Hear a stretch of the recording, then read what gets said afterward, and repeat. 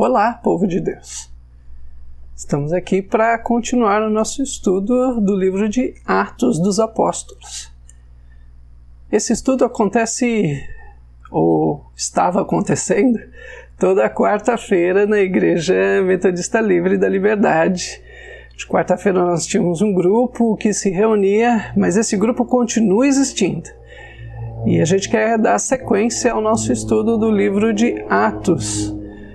Hoje falando sobre Eutico, é ressuscitado na cidade de Troade.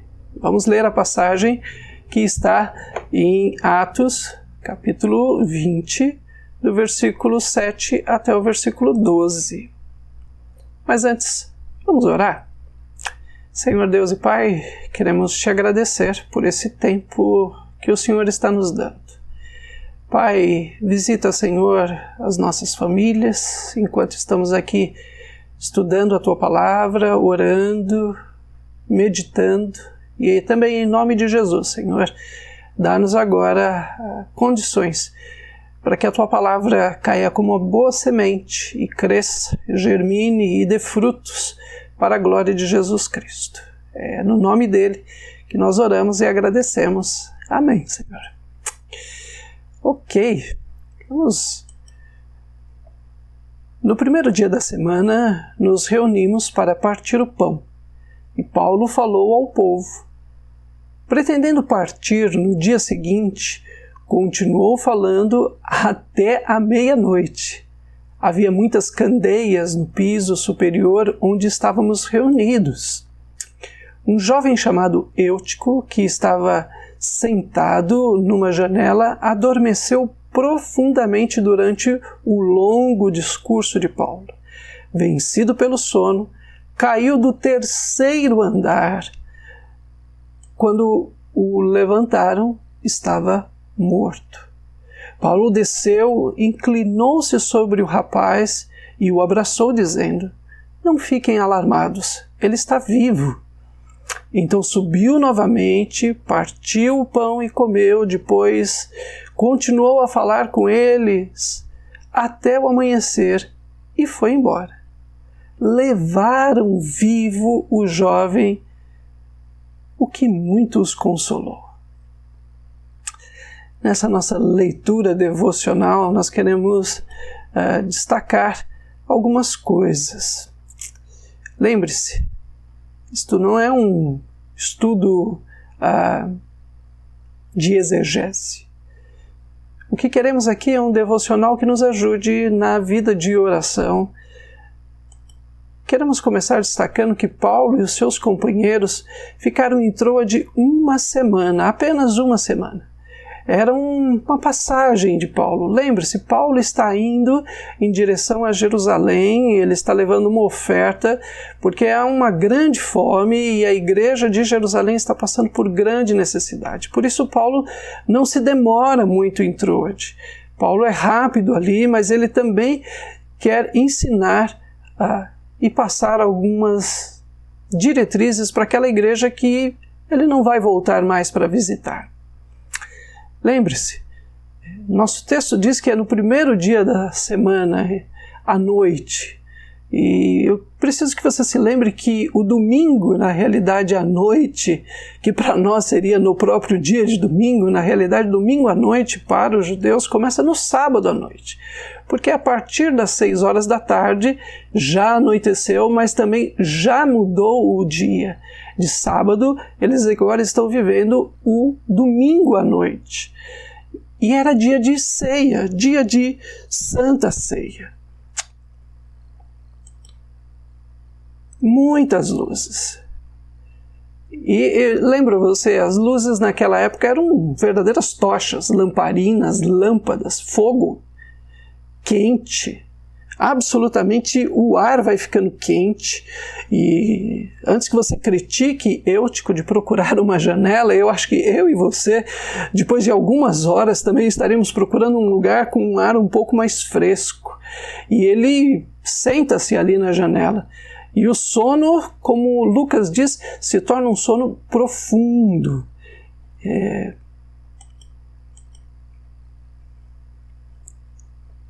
bacana a gente perceber que eles estão no terceiro andar, visto por muitas pessoas, e as janelas estão abertas.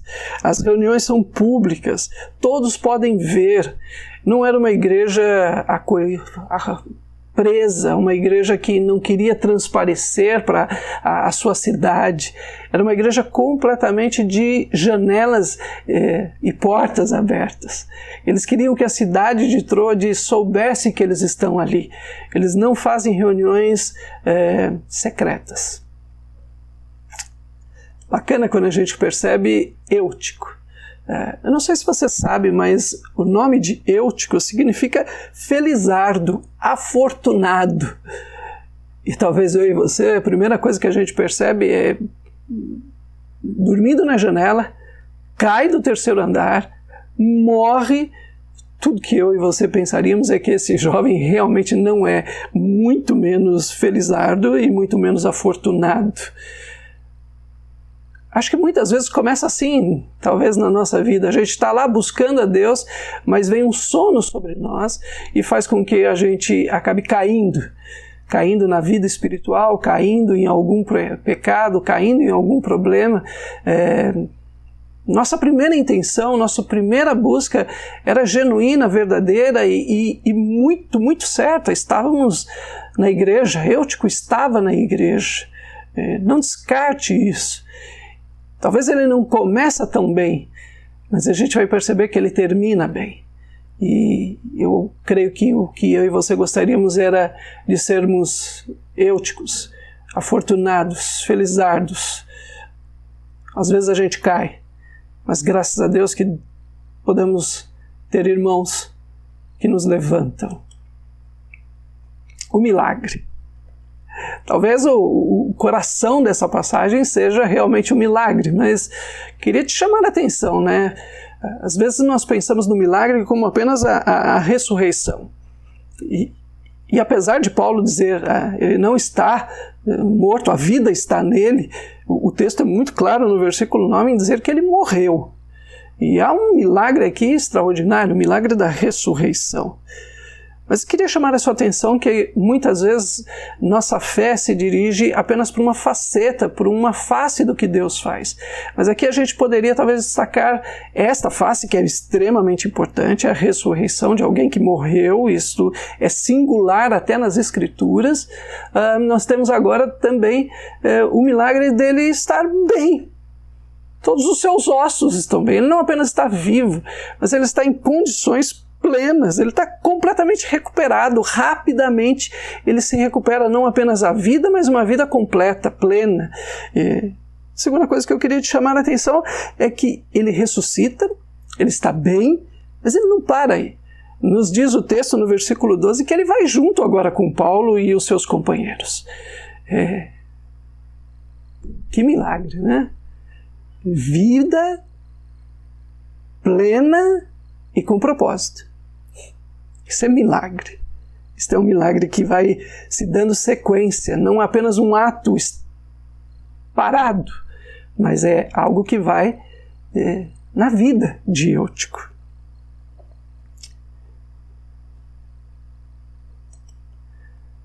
O tempo de culto se prolonga. A mensagem de Paulo é longa, não é uma mensagem de 10 minutos ou 15, como você vai ouvir agora. Eu fico imaginando o quanto nós mudamos de mensagens longas que entravam pela madrugada para hoje 40 minutos, 50 minutos. E eu não estou aqui para dizer o que é certo ou errado sobre isso.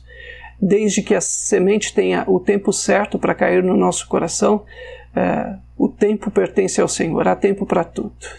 Às vezes há tempo de ouvir mensagens longas e há tempo de ouvir mensagens mais curtas. Paulo se inclina. E numa primeira leitura parece ser muito simples, às vezes nem nos dá muita importância. Mas se você se lembrar, esse também foi um ato que Elias fez em 1 Reis 17, 21, Eliseu fez em 2 Reis 4, 34. A morte não é impedimento para se aproximar. Eu queria aprender isto. Às vezes as pessoas estão com aparência de morte, mas isso não impede de se inclinar, de se aproximar, de que a aparência de morte, de desgraça do mal, não impede Paulo de se aproximar, que isso não nos impedisse, que aparências externas não nos impedisse de nos inclinarmos, de oferecermos apoio, de oferecermos aconchego, principalmente nessa época em que uma tosse, um espirro já nos fazem sair correndo. Bacana também quando a gente percebe que Lucas é muito detalhista, né? Ele fala que eles estão no 3º andar. E eu queria com isso chamar a sua atenção de que quando Eutico cai, todo mundo desce, a igreja toda para o culto, para a celebração da ceia, para uma coisa extremamente importante, e todos descem para socorrer, todos descem para ajudar. Nem Paulo não diz, não, peraí, vamos ficar primeiro. Não, a urgência, o socorrer, o ajudar se torna prioridade. E muitas vezes o culto precisa parar, a minha vida religiosa precisa parar para ajudar o que necessita, a quem precisa. E Paulo e todos descem. É importante naquela hora, é urgente e eles vão fazer. Mas perceba que logo depois que o problema foi resolvido, eles voltam para o que é essencial. O que é essencial é o culto, é a palavra, é buscar a Deus, é a comunidade, é a comunhão, é estar na mesa do Senhor. Sim, paramos para ajudar, mas nunca nos esquecemos de qual é o nosso verdadeiro chamado. Qual é o verdadeiro chamado da igreja? É voltar para aquilo que realmente é importante. Queria terminar orando por aqueles que têm levantado os enfermos nos nossos dias. Estamos vivendo um momento de pandemia e não podemos esquecer daqueles que têm se inclinado sobre os doentes, que têm descido das suas casas, nos seus apartamentos e têm ido para os hospitais, que têm ido socorrer as pessoas. Sim, existem pessoas que estão deixando o seu lar, estão deixando aquilo que estavam fazendo para ir buscar, para ir se inclinar, talvez até com um risco de vida. Gostaria de ir com você através dessa charge, muito simples, mas que diz algo extremamente importante para mim e para você. Existem pessoas parando o que estavam fazendo para ir socorrer. E vamos orar para que eles possam voltar. Voltar, sim, para aquilo que lhes é família, comunidade, ou no nosso caso, podermos voltar para nos reunirmos como igreja nos cultos de quarta-feira. Vamos orar? Senhor Deus e Pai, nós te pedimos que o Senhor abençoe os médicos, os enfermeiros, aqueles, ó Deus, que estão neste momento se inclinando sobre os enfermos. Que o Senhor, ó Deus, em nome de Jesus, proteja, guarde e levante eles sempre na graça do nosso Senhor Jesus Cristo. É no nome de Jesus que nós oramos agradecidos. Amém, Senhor. Que Deus te abençoe. Tchau, tchau.